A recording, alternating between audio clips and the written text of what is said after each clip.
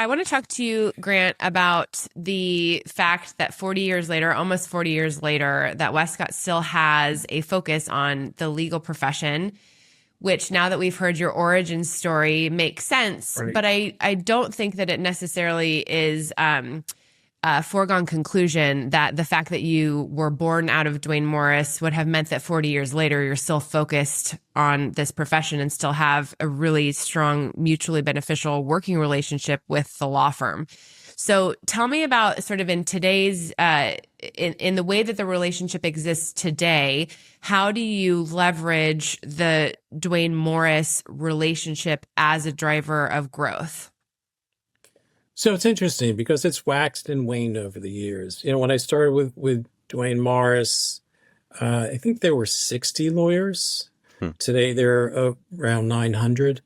And that's indicative of what's happened in the legal profession. So in the beginning, actually, most of my business did not come from Duane Morris, did not come from law firms. It came from some of those hustles that are out there where you find, areas of growth that, that as an entrepreneur, you might miss a paycheck, but you've got great optimism, enthusiasm. You're going to find the right place. And we do. We find the right opportunities. Now, fast forward quite a number of years, and Duane Morris, but also just being adjacent to law firms myself, still being very active in the legal profession and in the legal community and the legal alumni.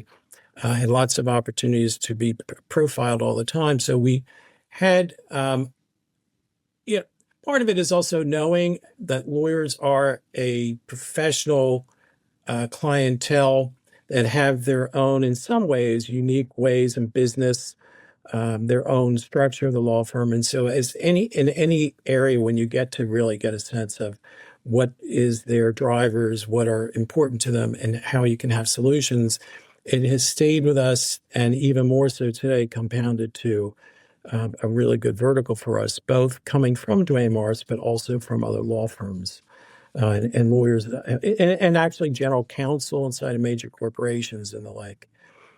So that's the that vertical, which is really terrific, which sits next to other verticals and other executive opportunities that we have.